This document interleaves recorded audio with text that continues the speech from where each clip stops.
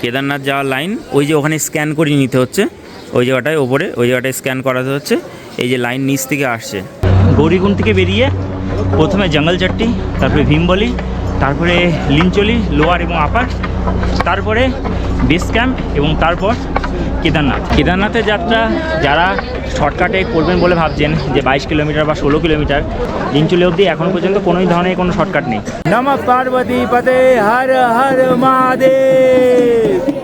বাবার কাছে সবাই সমান, না ধনী না গরিব, না উচ্চ না নীচ, না নারী না পুরুষ। কিন্তু বাবার কাছে যেতে গেলে তার ডাক আসা প্রয়োজন। আজ থেকে 3 বছর আগেও কিন্তু এই ডাকই এসেছিল বাবার কাছে যাওয়ার। আজ আবার 3 বছর পর 2025 সালে পুনরায় ডাক এসেছে বাবা কেদারের দর্শনের। তাই বাড়ি থেকে ব্যাগপত্র নিয়ে বেরিয়ে পড়েছি সোজা কেদারনাথের উদ্দেশ্যে। গত পর্বে আমরা দেখে নিয়েছিলাম কিভাবে আমরা কলকাতা থেকে হরিদ্বার পৌঁছালাম, কিভাবে অফলাইনে এবং অনলাইনে রেজিস্ট্রেশন করলাম, কিভাবে টেন্ট বুকিং করলাম, কিভাবে হেলিকপ্টার বুকিং করলাম এবং কিভাবে বাস বুকিং করলাম সোনপ্রয়াগের উদ্দেশ্যে। আজকে জার্নি হবে হরিদ্বার থেকে সোজা কেদারনাথ। আমরা বাসে সবার প্রথমে হরিদ্বার থেকে পৌঁছাবো সোনপ্রয়াগ, তারপর গৌরীকুণ্ড, তারপর 22 কিলোমিটার পায়ে হেঁটে সোজা কেদারনাথের পথে। মাঝে দেখে নেব কিভাবে আপনারা টেন্ট বুকিং করবেন, কিভাবে আপনারা হেলিকপ্টার বুকিং করবেন, কিভাবে আপনারা অনলাইনে রেজিস্ট্রেশন করবেন এবং বাজেট ও খরচই বা কত হবে ইত্যাদি ইত্যাদি। তো ভিডিওটি শেষ অবধি দেখার অনুরোধ রইল, কারণ অজানাকে জানতে অচেনাকে চিনতে সাবস্ক্রাইব করতে হবে বিশ্বরূপম লাইভ ইউটিউব চ্যানেলকে।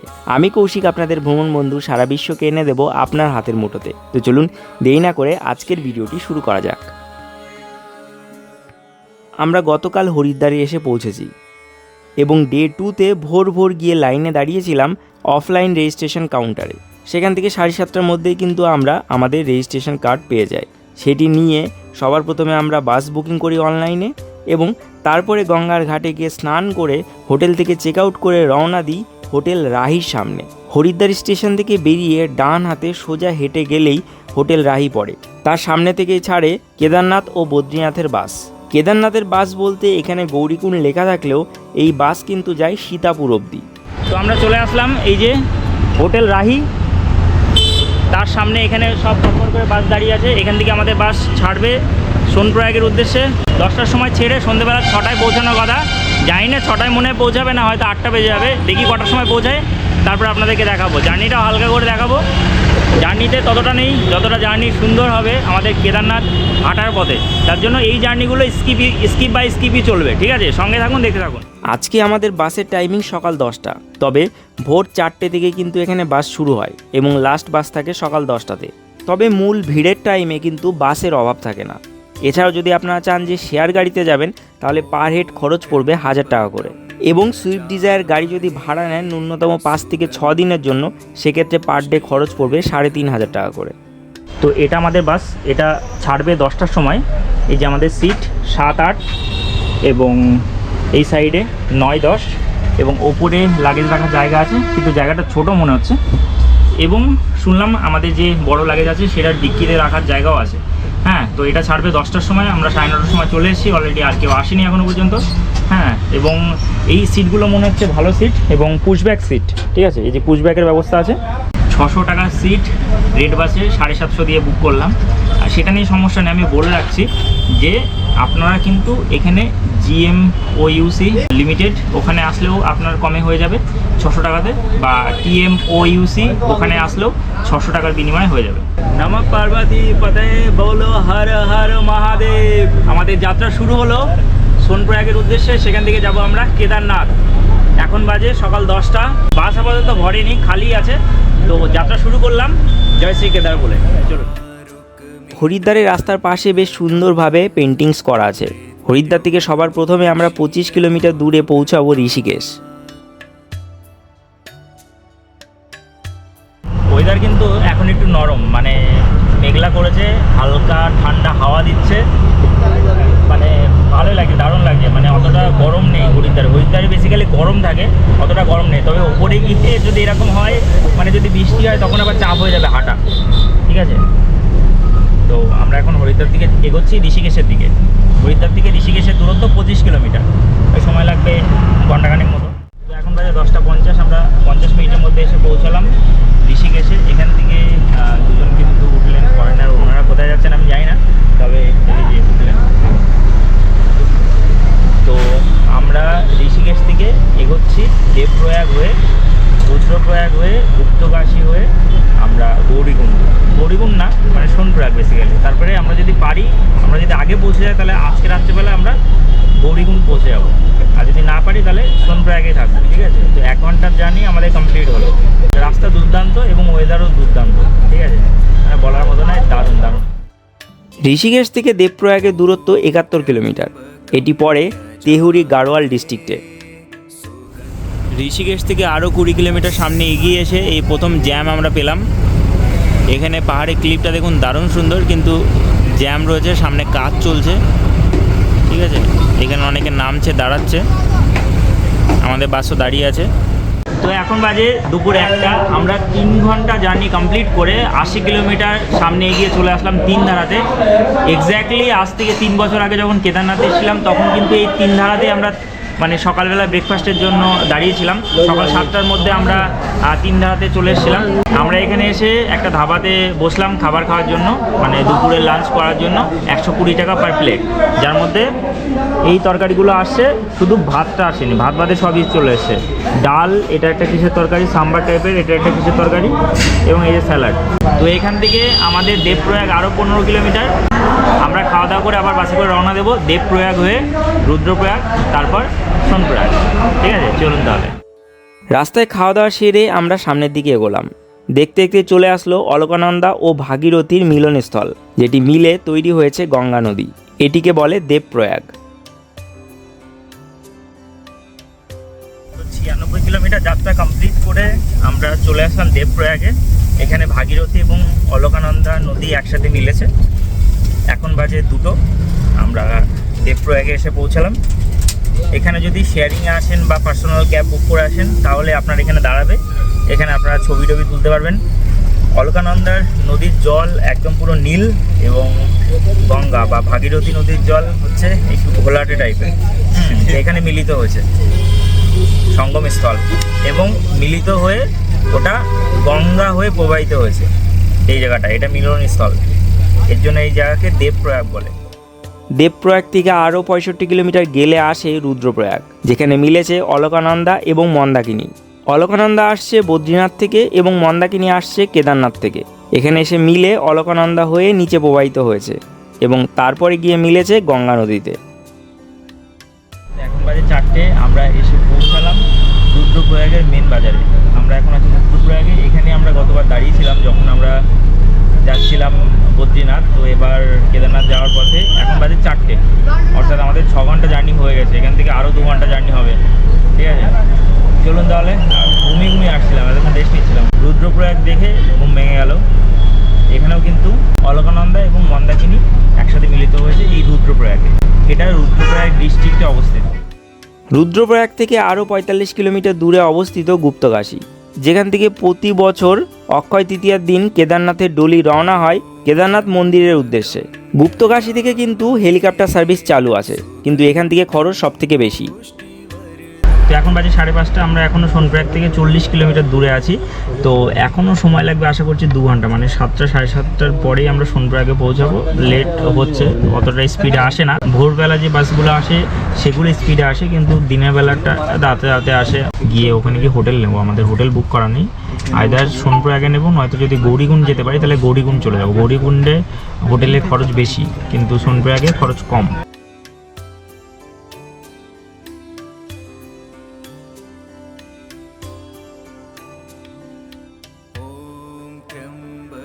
তো এখন বাজে সন্ধ্যে 6টা, সন্ধ্যে 6টা বলা ভুল হবে, বিকেল 6টা। আমরা চলে আসলাম গুপ্তকাশীতে।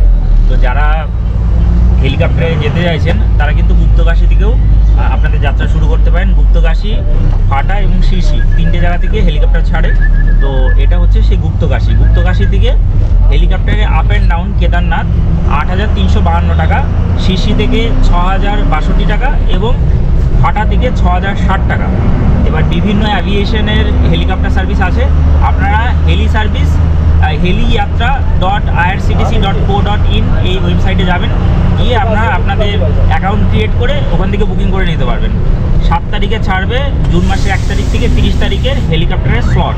অলরেডি মে মাসেরটা অলরেডি আগের মাসে ছেড়ে দিয়েছে। এখন আমরা আছি গুপ্তকাশীতে।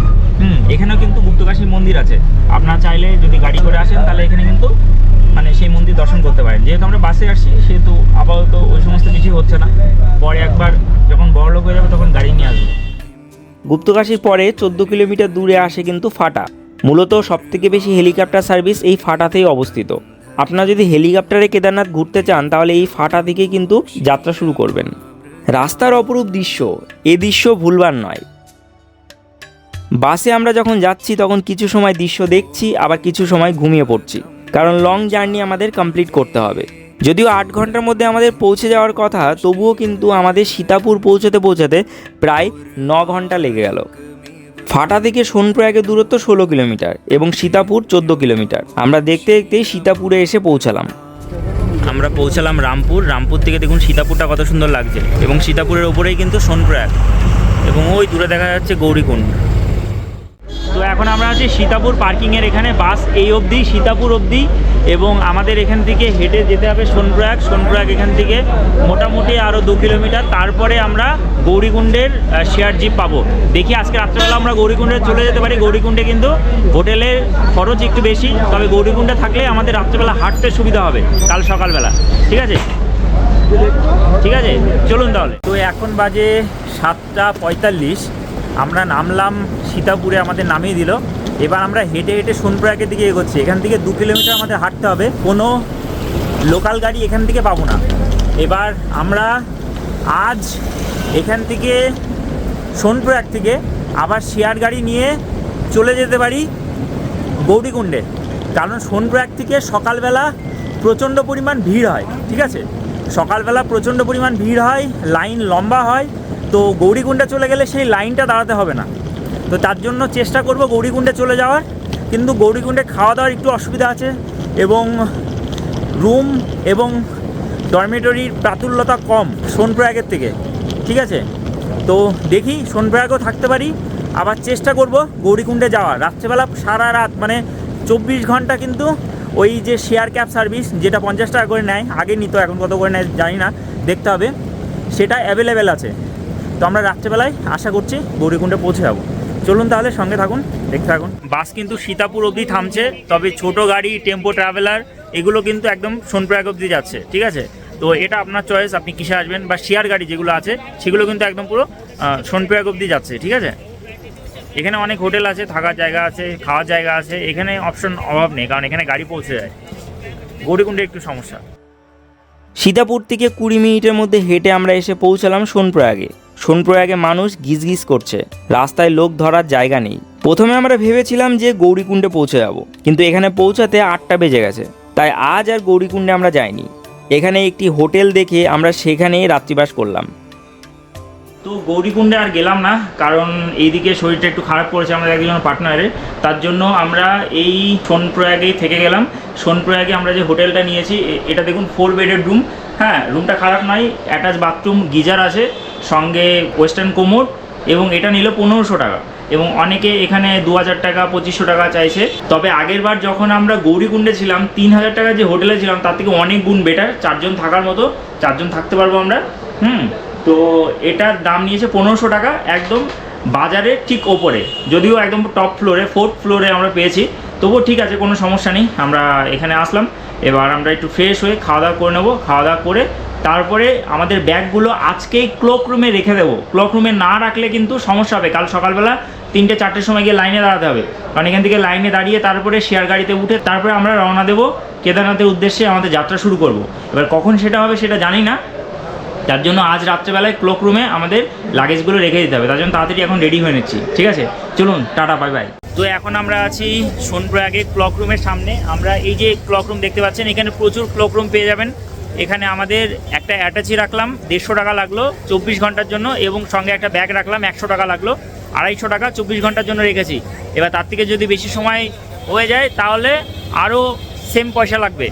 মানে আগের বছর আমরা রেখেছিলাম 120 টাকা করে, সেম লেগেছিল, কিন্তু এবার ব্যাগের দাম 100 টাকা এবং অ্যাটাচির দাম 150 টাকা। ঠিক আছে, চলুন এবার খাওয়া দাওয়া করে নেবো। এবং এখানে ভালোই ঠান্ডা পড়েছে, এখানে প্রায় 6-7 ডিগ্রি টেম্পারেচার এই জায়গাটায়। ঠিক আছে, প্রচুর খাবারের দোকান, কোনো সমস্যা নেই এখানে, খাওয়ার কোনো সমস্যা নেই। গৌরীকুণ্ডে যেরকম খাওয়ার সমস্যায় গতবার ভুগেছিলাম, এখানে খাওয়ার কোনো সমস্যা নেই। তো এখানে আমাদের খাওয়া দাওয়া হয়ে গেল এবং আবার আমরা হোটেলে চলে যাব। এখন বাজে 10টা। এখানে খাবার দাবার মোটামুটি রিজনেবল প্রাইস। এখানে 150 টাকা করে থালি সিস্টেম এবং স্পেশাল থালি 300 টাকা। এখান থেকে পর্যাপ্ত জল নিয়ে নিন, কারণ ওপরে জলের পরিমাণ মানে দাম বেশি হবে। রেস্টুরেন্টে জল 30 টাকা করে নিল এবং নর্মাল মুদিখানার দোকানের জল নিল 25 টাকা করে পার লিটার কিনলে জল।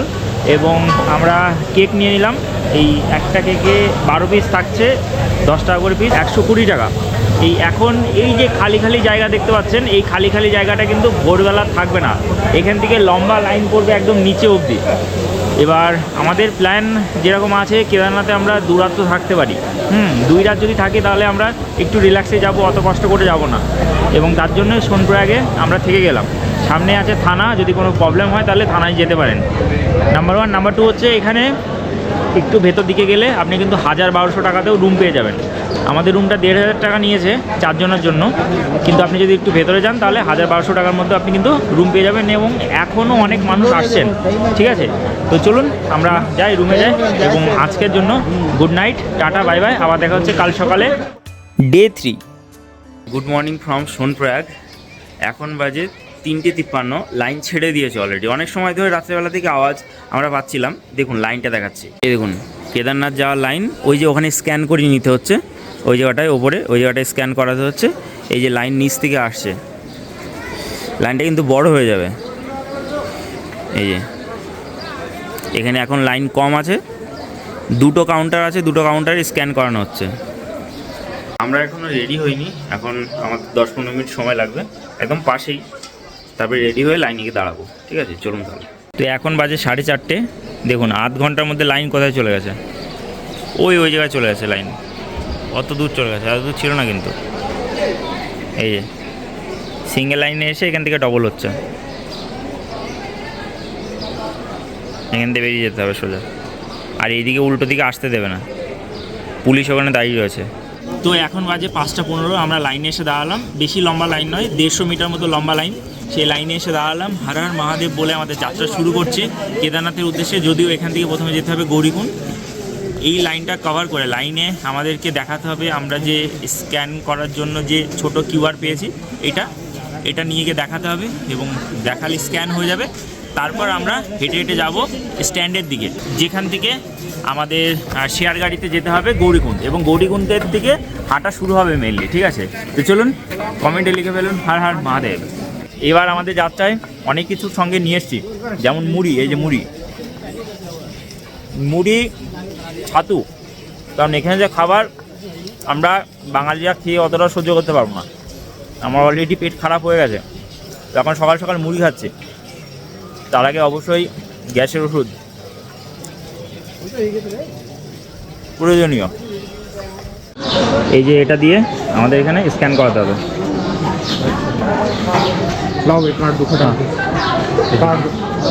Thank you. ওকে, এই যে কার্ড দিয়ে হয়ে গেল।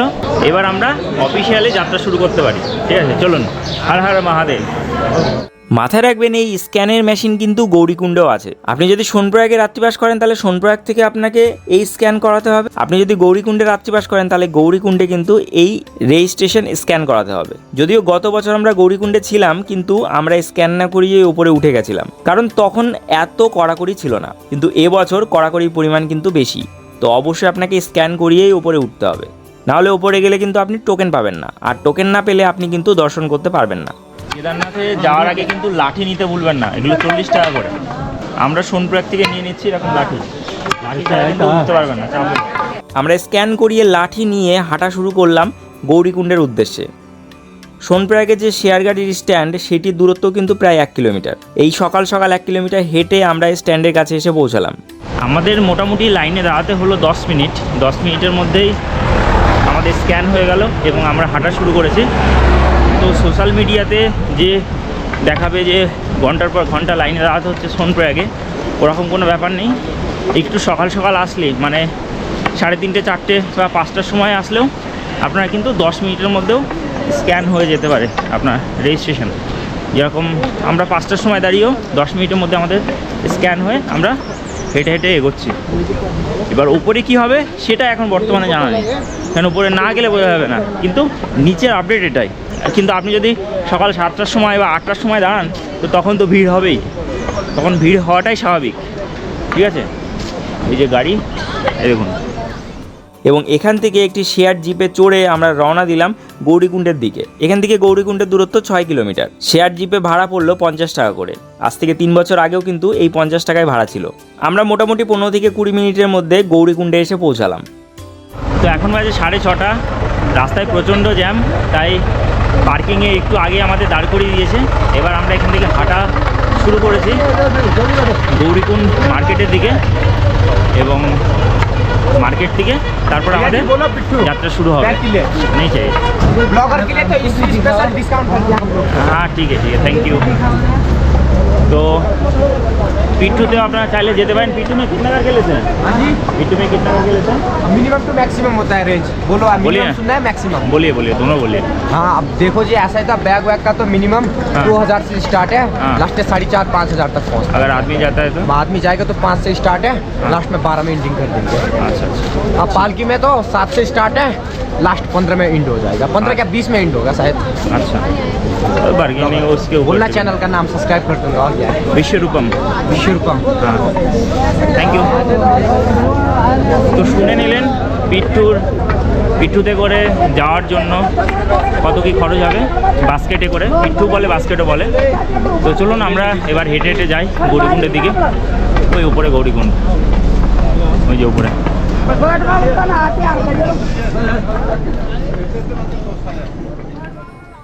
গৌরীকুণ্ডে পৌঁছে এখানকার ভিড় দেখে আমার তো মাথা ঘুরে গেছে।